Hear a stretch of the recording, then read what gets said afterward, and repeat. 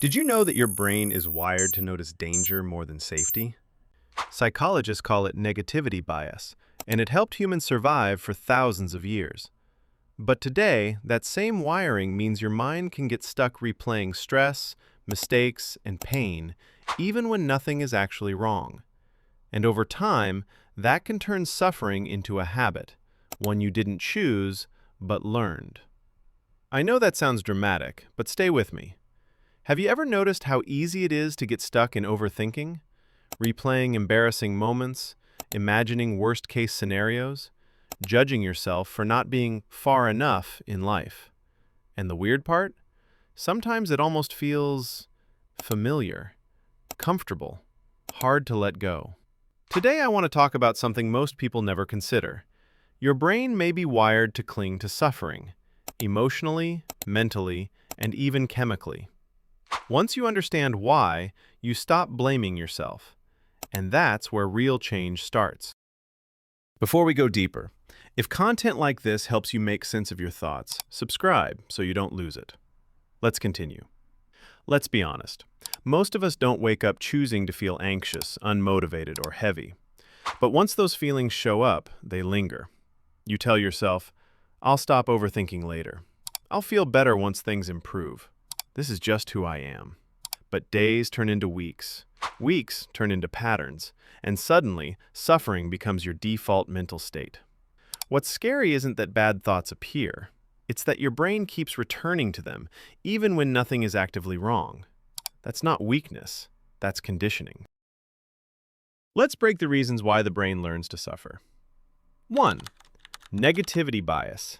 Based on observed patterns in psychology research, the human brain pays more attention to negative experiences than positive ones. Why? Because thousands of years ago, remembering danger kept humans alive. Your brain still treats embarrassment, rejection, failure like survival threats. So it replays them over and over.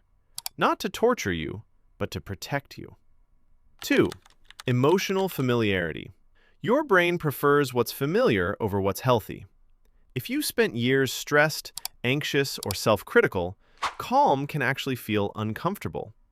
Peace feels unfamiliar. Silence feels unsafe. So your mind pulls you back to what it knows, even if it hurts. 3. The chemical loop. Some researchers suggest emotional states can become reinforcing due to brain chemistry. Strong emotions, even painful ones, can trigger stimulation in the brain. That means stress, drama, self-pity, rumination can create a subtle sense of engagement, not happiness, but stimulation. And your brain mistakes stimulation for importance. Here's the part no one talks about. When you start to heal, your brain panics.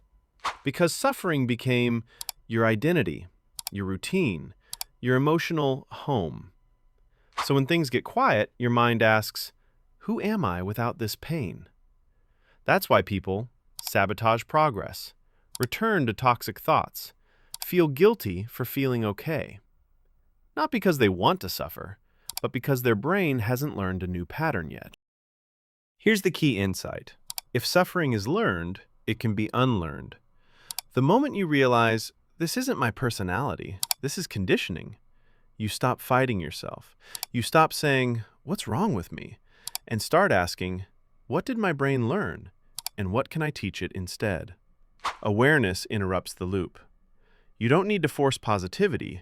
You need to stop unconsciously rehearsing pain. So how do we start to break the addiction? Not with motivation, but with small rewiring moments. When you notice rumination, label it instead of engaging with it. When peace shows up, sit with the discomfort instead of escaping. When your mind creates a story, ask, is this useful right now? You're not erasing suffering. You're training your brain to stop treating it like home. Progress feels boring at first. That's a sign it's working. So if you felt stuck in negativity, overthinking, or emotional heaviness, it doesn't mean you're broken. It means your brain learned a pattern that once served a purpose, but you're allowed to outgrow it. Suffering may feel familiar, but peace is a skill you can build. If this video put words to something you've been feeling for a while, tap like. It tells me this kind of content is worth making. And whatever you're facing right now, keep going. You don't have to have it all figured out yet.